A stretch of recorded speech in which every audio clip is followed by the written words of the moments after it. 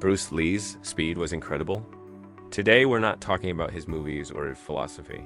We're talking about something that defined him, something that still drops jaws even today, his incredible, almost superhuman speed.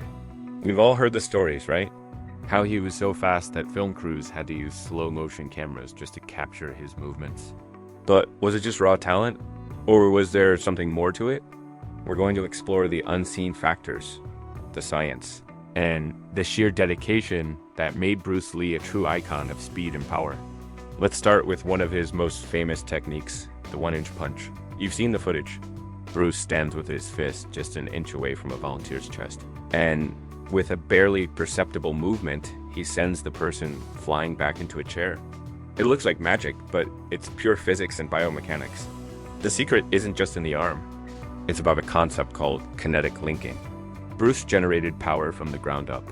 He would start by twisting his feet, rotating his hips, snapping his waist, and then transferring all that coordinated energy through his shoulder, elbow, and finally into his fist. It was a full-body explosion, all timed to perfection and delivered in a fraction of a second. The unseen factor here is the synchronization of his entire body. It wasn't just a punch. It was a wave of force originating from his connection to the ground. He practiced this chain reaction relentlessly until it became second nature, an explosive twitch that channeled every ounce of his body's potential into that single inch of space. Now, let's talk about his legs. Bruce Lee's sidekick was a thing of beauty and terror. He could famously send a 300-pound heavy bag crashing into the ceiling with one swift kick. Again, the speed was deceptive. It wasn't just about kicking fast. It was about efficiency of motion. Bruce understood that the shortest distance between 2 points is a straight line. Unlike traditional martial arts kicks that often involve wide circular motions, Bruce's Jeet Kune Do emphasized directness. His sidekick would travel straight from his hip to the target.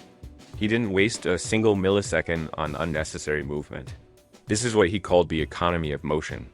But the unseen factor was his mastery of what he termed non-telegraphed movement. Most fighters give subtle cues before they strike.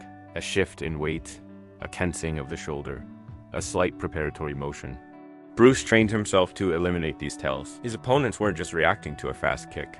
They were reacting to a kick that had already landed before their brain could even process that it was coming. It was a neurological trick as much as a physical one. This idea of non-telegraphed movement leads us to another fascinating aspect of his speed. His use of what some might call sleights of hand, or what he called broken rhythm. Bruce was a student of fencing and he incorporated its principles into his combat style.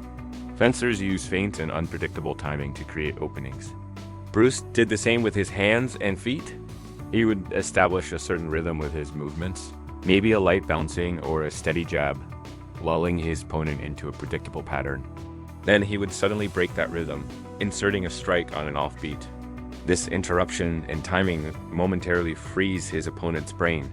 Their reaction time would be delayed by a critical fraction of a second because their predictive model of his movement was shattered.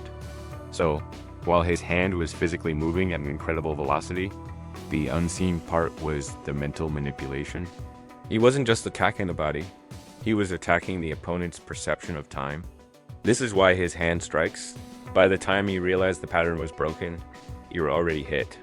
And it wasn't just the sidekick. Bruce Lee's arsenal of kicks was diverse and incredibly fast.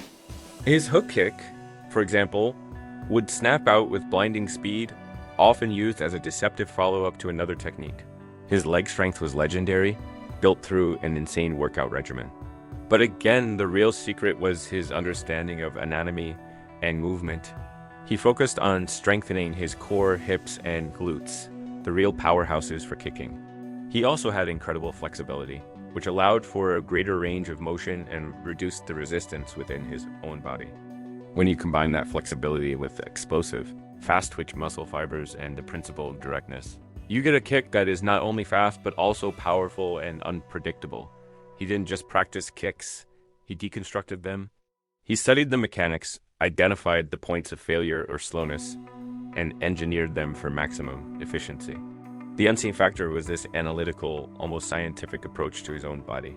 He treated it like a high-performance machine that he was constantly tuning and upgrading for optimal output. So, what are the core unseen factors that tied all of this together? First, his nervous system. Bruce Lee trained his central nervous system as much as his muscles. Through repetitive, high-speed drills, he effectively rewired his brain for faster signal transmission. An example of how Bruce trained his central nervous system was that when he was at restaurants, he would make a quick movement before someone across the room would make their move. Therefore, he could practice anticipating their movement and speed up his reaction times. His reaction time was a product of a nervous system honed to a razor's edge. Think of it like upgrading the processor in a computer. Everything just happens faster. Second was his obsession with efficiency. Bruce hated wasted motion. Every technique was stripped down to its most essential components. This philosophy of Jeet Kune Do, the way of the intercepting fist, was all about eliminating the non-essential. This mental framework was crucial.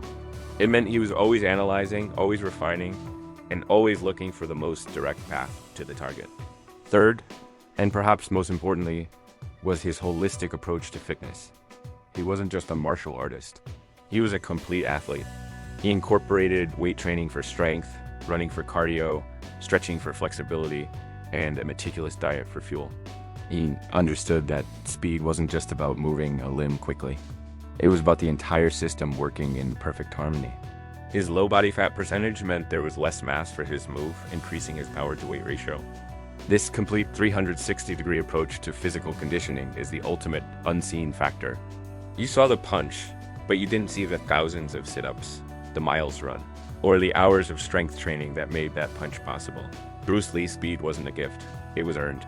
It was a product of relentless training, a brilliant analytical mind, and a philosophy that prioritized ruthless efficiency above all else.